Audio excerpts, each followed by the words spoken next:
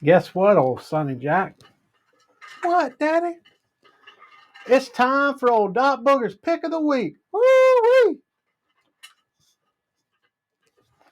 All right, now that I got that out of the way, let's talk about some records I listened to this week. First up, we got old Robert Maxwell, Peg of My Heart. I got an old girl with pink breeches on the cover, and she said, "Hey, now I got some nice, sweet, romantic music you can make out at the drive-through with, or the drive-in. Now,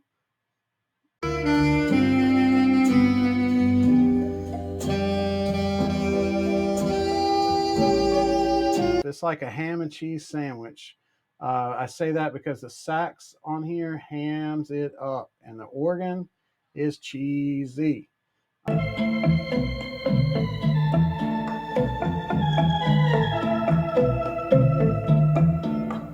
Robert Maxwell's a great songwriter. He wrote Ebb Tide. There's a song on here he wrote called Lonely Love, which I've only ever heard on a Harmonicats album before. It's got a nice, simple melody. Got stuck in my head, had me finger picking on my guitar trying to figure it out.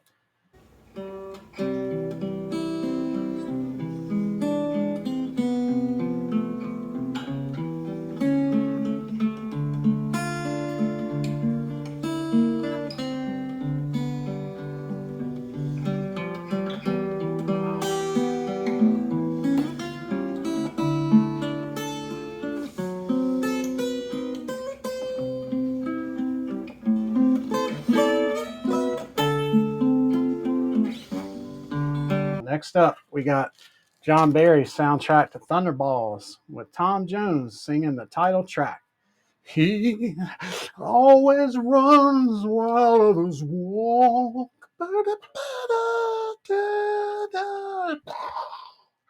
So I got to get this off my chest. I love that song. Don't get me wrong. I love that song. I love the Goldfinger song. I love both of the performances and songs.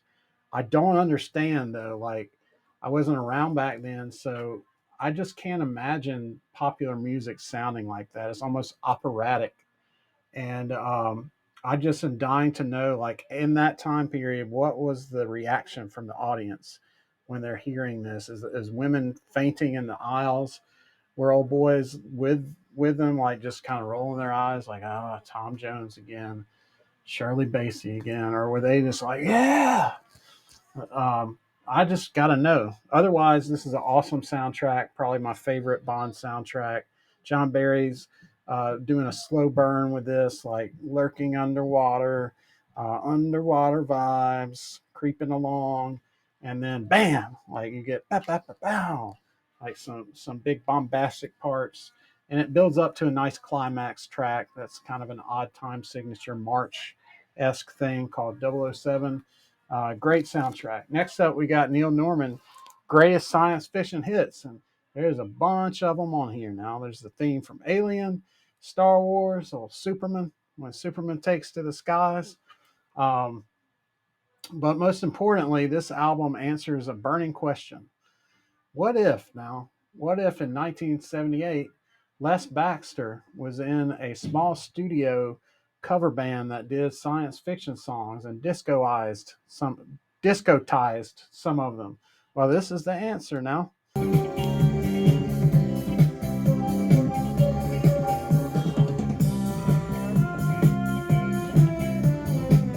There's a lot of Moog all over the album, which is fun. The best tracks, though, are the ones that Neil Norman or Les Baxter wrote, the original tracks.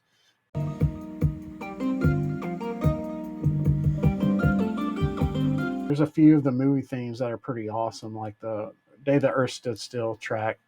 Um, but yeah, it answers that burning question now. Next up, we got Art Van Dam Quintet, the Art of Van Dam, awesome jazz accordion player. This is like early or mid 50s stuff. A little laid back and chill, almost easy listening. I like a little bit more his later swinging kind of stuff that's got a little more pizzazz. He's a great player. I got into him maybe a couple years ago, and I contacted my friend Stian Carstensen, and he's a great jazz accordion player. He's in High Castle Tele Orchestra, and I asked him, "Hey, have you heard of Art Van Dam? I just got into this guy. He's awesome." And his response was just to send me a YouTube link to him Steven playing with Art Van Dam on some European TV show. So show me now. Next up, we got soundtrack to Westworld. There's like a handful of freak out tracks that they play, like when old Yul Brynner gets his robot mad up and wants to kill old boy.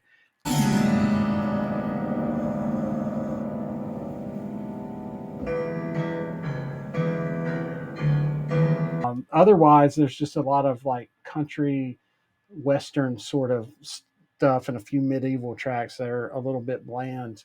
Otherwise, if there was more of the weird stuff, I think people would be talking about this soundtrack a lot.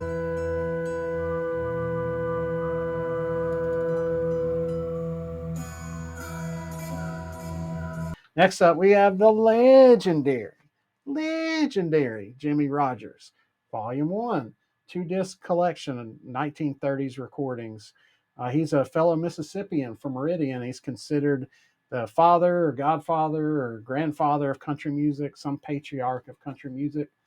And the term country music is the white man's blues really rings true when you listen to this, because it's almost just straight up blues from the time period.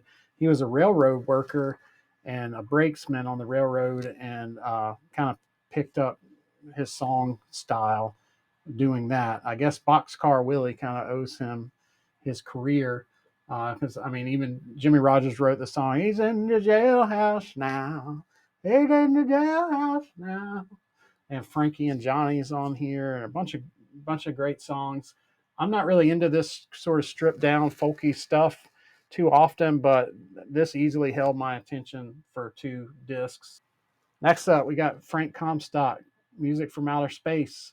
I was blown away by this when I first found it a few months ago. Like, I got it for $1 at a junk store and blew me away.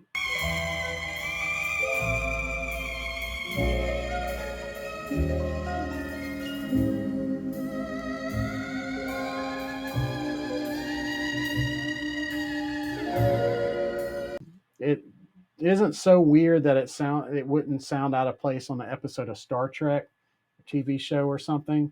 So I listened to it for a second time this week. It's still really good. It didn't quite blow me away as much, so it just kind of shows you the power of, like, when you first get something, and especially for a bargain, you're just like, whoa. Anyway, yeah, if you're a space age exotica fan, that's kind of a must-have. It's kind of hard to find, and it's kind of valuable. I was surprised to find it for $1. But anyway, next up we got Carpenters. It's not the Carpenters. The sign said Carpenters. Now, Close to You. So this has Close to You on it. It has We've Only Just Begun. Undeniably good songs. You lying to me if you don't agree, because you want to sit down and shed a tear to those old songs. Those songs have always sounded kind of creepy to me, even before I heard them in a horror movie. There's just like so much raw emotion, kind of, I guess, was a thing in the 70s with these really maudlin songs, all these big feelings and whatnot. It's not just all about being tough and being cool now. So a good friend of mine might have said one time. Um, but yeah, those are solid songs. There's some other good stuff. I like the vocals a lot. They harmonize well, and Karen Carpenter is a great drummer. Um, the big surprise though was on the last track, the outro like gets all proggy. It almost sounds like Yes or Jethro Tull got up in there. Yeah. On to pick of the week. I had a little bit of a hard time because usually it's all about whatever just gets stuck in my head that I can't get rid of, that just like infects me. And really, to be honest, I've been infected with this Merle Travis song that has been stuck in my head for weeks that I've been trying to work out.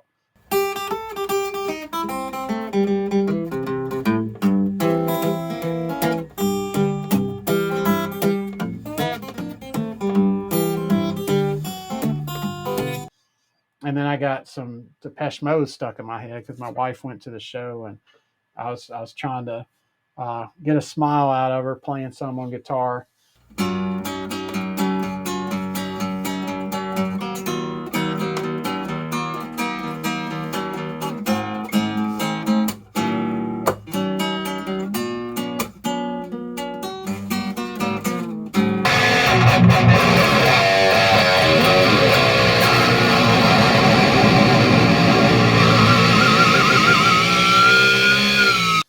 But pick of the week, Sly and the Family Stone. There's a riot going on now. This is just raw, loose, uncompromising, funky soul stuff.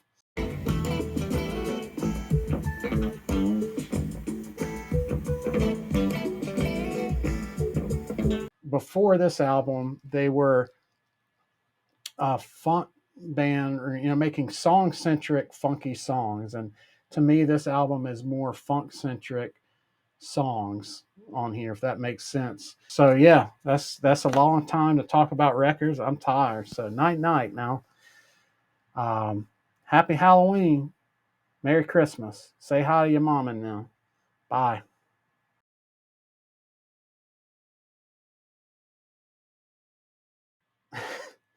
Or you could just sit at home by yourself and listen to it. Feel sad and lonely.